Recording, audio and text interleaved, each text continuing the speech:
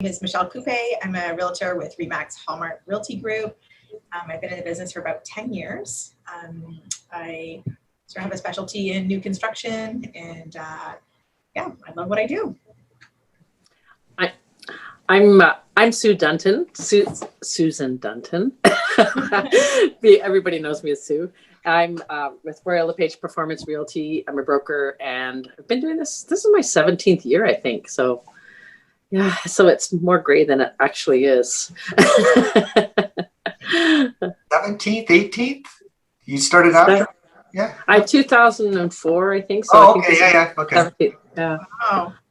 All right. I'm Dan Moloughney. I'm broker of record with Ottawa Urban Realty, and I've been a realtor since 2002.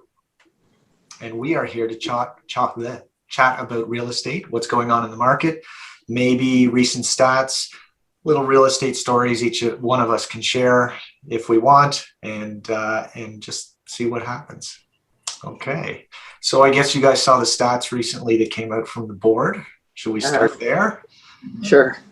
Come to incredibly high appreciation numbers yet, or are you surprised still? I'll jump in.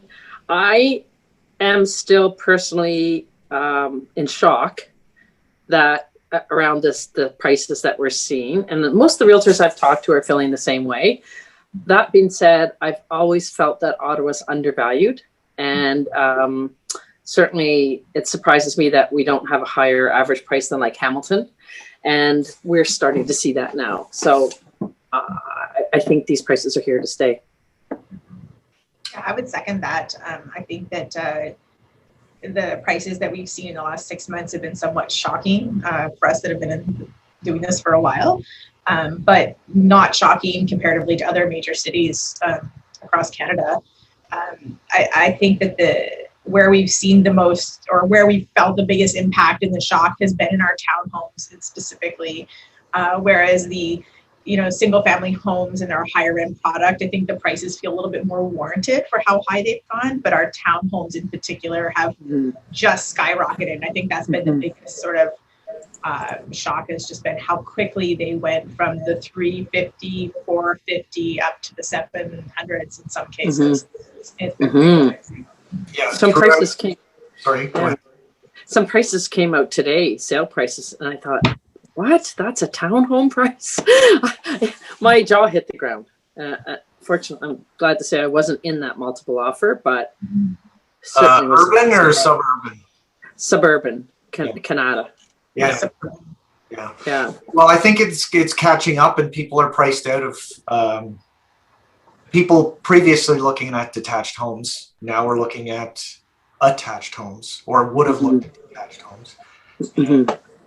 They're afraid of what the next step is if the prices keep going. And when you show over 20% price increase month after month, it's not per month, but per year, but month after month, it's kind of scary. Now, this we're at January 1. Did you see? Sorry, Michelle, go ahead.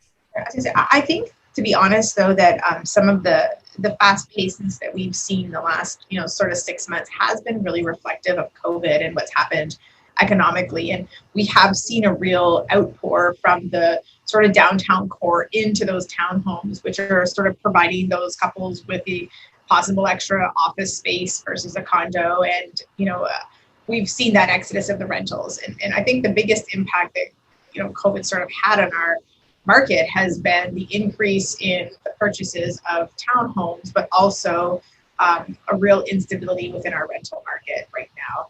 I think that's we're feeling the most pain in our current market is in our rentals. Yeah, the rental vacancy rate's up across Ottawa for sure, and I think across most of the big cities, but I don't know what the numbers are, but I know they're a fair bit. Even though we've had a low vacancy rate forever, but they're well into the threes. And yes, we have had a low vacancy rate for a long time. And my understanding is there's been a fair number of ghost rentals where students signed a 1-year lease, but never occupied it. And we're starting to see that inventory come to market. Yeah. Because, they went home to Halifax and stayed there. Yeah. And that's affecting everything else too. It's trickling up, right? So. Mm-hmm. But did you notice the 31% increase for residential over last January? Yeah. So I caution my clients, that doesn't mean your house is worth 31% more than last year. Right. It still means it's worth way more than last year, no matter what price point you're at. It's like that American Express advertisement. It's priceless. I think that's Amex or MasterCard or something. Yeah. Well, maybe it's Amex. Like a big part of our challenge right now, though, as agents with sort of somewhat of a conscience of a background is sort of knowing how to price properties properly. And, I would have been able to say even 2 years ago, take a look at a listing and you could look at all the comps and basically come up with a price that you knew was pretty bang on up to, $5,000-$10,000 max and little tiny flex. And now I certainly don't feel like you can go in and price it quite the same way. And when we're seeing such a strong seller's market and it's really about supply and demand, what that demand will bring for a price is really dependent on how badly that buyer needs that property. It's really now more about strategically setting that property up to be successful versus sort of having a perfect number in mind for what it's actually going to sell for. Yeah. That's excellent. What it's worth minimally, top end, we're not sure what the top end would be in a perfect storm for that seller. And it's interesting, we see a lot of people right now that are still really pricing those properties quite a bit lower and then watching them just skyrocket with ridiculous sort of sale prices. And I personally, even for all my listings last year, I never had a listing that went ridiculously over. I was pretty good at pricing pretty much where the market needed to be. We could still bring in a good number of offers in order to bring it over, but not ridiculously over. But I find that right now is a really big challenge, is to have properties priced in a way that is reflective of where the market's at today, but also what people are willing to pay. It's a challenge. Yeah, and what they're willing to pay in 2 weeks once they've lost a multiple offer somewhere else. Right. It's I'd say it's a challenge as well. Sue, you head out of town a little bit more than I do, I believe. Are you seeing that further outside of Ottawa as well? Yeah. Yes. A young man that works with me, Brandon Barr, he's actually from Perth and really knows Perth really well. And recently in a multiple offer, and the list price was $499, and it was an outstanding result for that seller. And if I'm not mistaken, it ended up around 580. So that's Perth. That was an income property, but at the end of the day, I would bet I thought it was priced properly. The realtor probably didn't. It's very hard to anticipate different regional results. But now west of Ottawa is attracting Toronto buyers, and as Montreal buying here, I'm not so sure, but we certainly see Toronto buyers in our region now.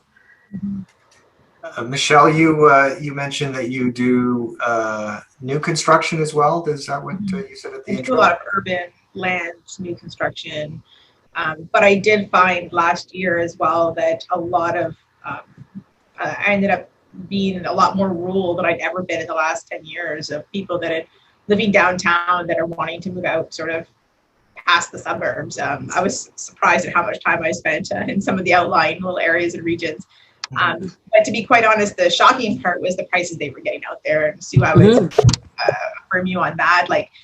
At some point, we felt like the prices were so inflated for some of the small little towns surrounding Ottawa. I don't know that the value is really there long term. And, you sort of saw that exodus of the city downtown core to the, outlying areas based on COVID and people wanting space. But how long will that legitimately last where they won't want to come back into the city once things calm down again? And, I had a lot of very frank conversations with clients saying, if we're paying this price today, I cannot assure you that, in 3 to 5 years, if you choose to come back into the city, that the commuting gets old, that you're going to be able to sustain these prices. When you're within the urban boundaries or the city boundaries, there'll be more opportunity for that property to appreciate at this rate, but the rate that we're seeing the prices driven up in these other areas, I don't know that they would warrant the prices they were getting at the time. It's been a challenge. There's no guarantee, right? It's a we're in supply and demand. And the supply was short, right? Everybody that didn't need to sell didn't sell, right? Pent up demand too. Pent up demand. Exactly, because we were in a solid market pre-pandemic, very solid, and then it just pushed even higher, is my interpretation. But I have to commend the Ottawa Real Estate Board too. They put very strict rules in place for multiple offers, and it's made the playing field fair for everyone according to what the seller chooses. And it's certainly, I was just talking to a realtor on the Quebec side, and they've never seen what they're seeing now. They rarely saw multiple offers, and a few of those realtors are adopting the business model on our side of the river, where of holding back offers and pre-inspecting. But many Ottawa buyers are looking on the Quebec side for sometimes it's land or sometimes they're priced out of the market in Ottawa. Yep, I've had multiple clients priced out and decide to go to the closer side of Gatineau, closer part for sure. So it's been kind of a scary market. Everybody, I don't know how often you guys hear it's like from lay people not in real estate thinking, oh, it must be a great market for us to work in, sales hand over fist. It's the easiest time ever to be a realtor. And I'm like, got it backwards. Should I take my blood pressure cuff off now? It's funny. Someone just said that to me last night. Just, a great time for you to be in this business. And I was like, no, actually, it's a really tough time to be in this business. And I said, if you have any kind of a moral compass, it's a really tough time to be in this business. And certainly, especially when you're working with buyers, there's just this sense of urgency that they have to get into the market because they feel like the market is going forward without them. And yet you're trying to not let them impulsively buy or buy something that's not going to appreciate as well down the road, right? You're trying to protect your clients, right? You want to protect them for the long term because they're lifetime clients. Is that the right interpretation? Yeah. And risk management in the end we want to minimize risk. Just like if you're buying a certain kind of RSP, there's risk in everything, but our goal is to be no or little risk. And it's very difficult in this kind of competitive workplace. So I think of it a little differently than I did for the first 16 years as a realtor now. It's more like, what's the risk of them not getting in property if they're the buyer? That's a very interesting. What's the risk of, maybe from a semi to a row unit, or maybe from private parking to no parking if you're in the core. It's an interesting. When you think of from when you started your careers, I never imagined having discussions where people say they don't need parking, but they do need a home office and they do need, a workout space, or their needs have certainly changed. In the last 10 years for sure. Well, in the last year. You might have something over your microphone, Sue. I'm not sure if you sorry. Over the microphone or yeah. We heard that, but it was a little muffled. So okay. And just essentially the needs of people have changed so dramatically in the last year, and people need a home office, they need a home workspace, like workout space. And many people don't need a car anymore. So they'll buy a property, whereas before 10 years ago, we would have insisted they buy parking. Yeah, I remember, you guys know East Market. There's 3 buildings built in the early 2000s. I remember going in there with clients and then being told that, they could get parking. If they're a smaller unit, they may not have the option to get it. And I just thought, may not have the option of getting parking. And I remember specifically, you have to buy parking. There's no way you could be in Ottawa. And this is right up against the Byward Market. And now it's like some of the newer buildings, no option. You don't get parking. Yeah. You're buying over 700 square feet, which is actually really small, but not. Or it's 54,000 plus HST. Yeah, I haven't seen that high. Which building is that in? That's the Rideau and Charlotte not Yeah. Okay. Richcraft's the Charlotte. Yeah. Okay. But maybe they only have, I don't know how many units are going to be there, but maybe a third or a quarter of the number of units have parking available, right? And it's right on transit. So do you need parking? Do you need I it? don't think you do anymore. Frankly, and you see homes now selling in the core without parking. Like there's homes in Old Ottawa South, there's homes in the Glebe, there's certainly homes without parking, and they still sell. They don't seem to be as discounted as they used to be. But anyways, yes, requirements have changed drastically. I haven't been in a small bachelor or one bedroom condo for sale in quite a while. I don't know if you guys have. Have you seen any? Limited numbers. Yeah. So last year. Yeah. It's basically like a little studio place. They rent out well because the price point's relatively low, and the person that's getting in there just doesn't probably want to have roommates, but they're happy to have a little bachelor. But so it was purchased as an investment property, though. Yeah. Just to get in the market. I find that what many people don't realize is for realtors, we're working in a COVID environment and everybody's masked and has safety protocol. But one of the most interesting things I find is when a property comes to market, you have to pick a time and book it right away, whether your client can go or not, because there's limited time slots available. And you really have to jump on it right now in certain neighborhoods or you can't get in. So the demand far outweighs the number of appointments available.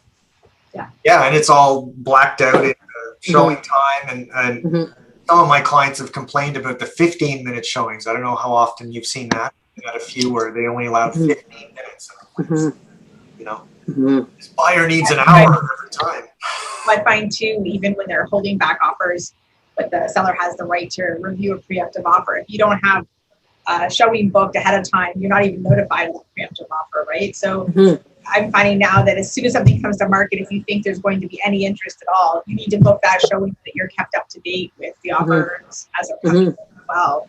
That's been a bit of a challenge, trying to make sure you stay realistic with the listing. I guess sorry, Sue, go ahead. No, I was thinking, I know Michelle has a wonderful specialty in new construction and sourcing land. And I thought, are many people opting for new construction that's, a year or two out in I guess that they are with you. And it's higher end that, Michelle, you're dealing in, right? Yeah, so it's a little bit, it's an interesting market. The average person that's coming to me is telling me that they want to build a home. There's kind of two different categories. There's either someone that owns a house that thinks they want to tear their house down and build out. And I would say that generally, not very often does that actually happen in the end. By the time you sort of look at discharging that mortgage, finding a rental, going through the whole process of a build for 18 months, generally it doesn't happen. But somebody that's coming to me looking for land in and of itself that they want to build on, yes, we are definitely finding land. We're going through that process, but that process has become quite complicated with city zoning and all the structures of basically an urban development. So without a doubt that market's smaller. I'm seeing more people now that I'm dealing with that are actually builders that are looking to buy the land and build out a spec home and sell it. And they, will sort of take on the risk, if you want to call it, or the liability of carrying that project through to completion and then selling. And then we seem to have a much more robust market of people buying that pre-built new construction home right now. We're certainly getting dollars that we've never seen before in that market.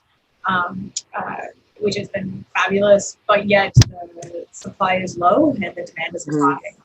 But I think with Shopify having come in and Amazon, it's some of our bigger companies that sort of come in the last little bit, we've certainly had more cash being injected into higher end homes.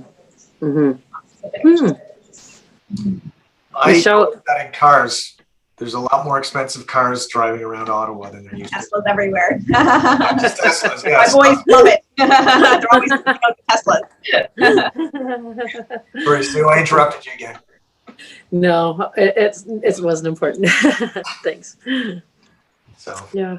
So what are you seeing per square foot on the newer construction for mid-level luxury? Tell me that. It's not a question that can be answered, to be honest. The range is such a wild swing. You know, it really comes down to, like, is it a semi or is it a single? How many bathrooms? How you know, high end did you go for the kitchen, the bathrooms, the heated floors? You know, I've got homes that are coming up this spring that'll be in the 3 million, and they're pretty spectacular in terms of some of the finishes and the things that we're not even seeing some of the finishes that they're doing right now, even in the market at this point. You know, we've got back porches with heaters and, you know, different things built into the construction that we haven't seen before. So certainly our luxury market has changed and it's evolving, and we're seeing some people come in and just do some really spectacular stuff. So that's very different than a semi that's being built and sold for, you know, a whole different price point per square foot. So, you know, when we're bringing tiles in from Italy and from Montreal versus, you know, going to Home Depot for our tiles for a semi, it just changes wildly your price per square foot. So it's a really ambiguous question. The other thing that has to be considered in that process is your soft costs versus hard costs. And what we get into with that is, like, you know, your piece of land, whether you're building as of right or whether you need a variance, and whether you're going through a different process and who you're paying for your architect, all factors in the end to what your final price is. So someone that's going to a draftsman just to have a house thrown together is very different than someone going to Barry Hoban or to a Jason Flynn and having really customized architectural plans done that are calling for windows that are outside of the scope of the standard windows and things like that. So it really has a very large range of varying costs. It's always so interesting talking to you, Michelle.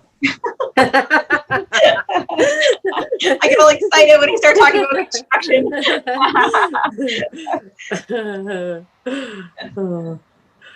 So I was thinking oftentimes I know all of us work with buyers and sellers, and I know most of the realtors I talk to, we feel so badly for buyers right now, and we're trying everything we can to assist them and have success, but it's tough. You know, it's a tough road for them. First time in particular. Yes. That being said, you know, patience is a virtue in this case, and many young buyers, their purchasing power does get better over time. So, but certainly first-time home buyers, it's a whole different full contact sport for them than it was 2 years ago. So I think right now too, we're spending a lot of time trying to assure our buyers to not panic. Yes. I keep telling them it's my job to panic. I don't want you to panic. So I need you to stay calm and to continue to watch the market. And I think the biggest fear that they're seeing right now is that there's just no inventory to even consider. You know, I had someone call me today and say, the fabulous budget, well over $1 million, and we've got a great big search criteria, and, you know, they're quite flexible, and we just don't even have anything to see at all right now, and that's a challenge, right? And they're really starting to panic, like, oh my goodness, we're supposed to be here this summer and there is nothing. And then it's just sort of trying to reassure them, like, more will come to market. It's coming. The right place will come at the right time, and that we can't worry about what's not there because you're not ready yet anyways. We can't buy this in another couple of months, and you're just trying to temper the emotions right now. So I feel like we're spending a lot of time sort of walking people through and just sort of trying to keep everyone calm. Yes. The market will get better in the sense that I do believe that when the lockdown sort of comes off the next little bit, we will see more inventory. The spring market's not here yet. We're typically in January and February, and we will have more product. You know, it doesn't mean that we'll be paying higher prices likely, but there will be product that will come in the next few months. There's a lot of people that would like to move. Yeah. Right? That maybe don't want, even with all the protection, you know, they don't want strangers in their houses right now. Maybe they want to downsize, or they're going to leave Ottawa, but they're very strict about, you know, they're going to wait till it looks like the pandemic has passed. So who knows? We may even have a glut of listings. I do not expect that at all, but yeah, who knows? 2 years, 3 years, I don't know. Yeah. I'm optimistic. I lose sleep, but I'm optimistic. I'm optimistic as well. Yeah. Cool. Okay, well, I appreciate your guys' comments. Is there anything else you'd like to chat about?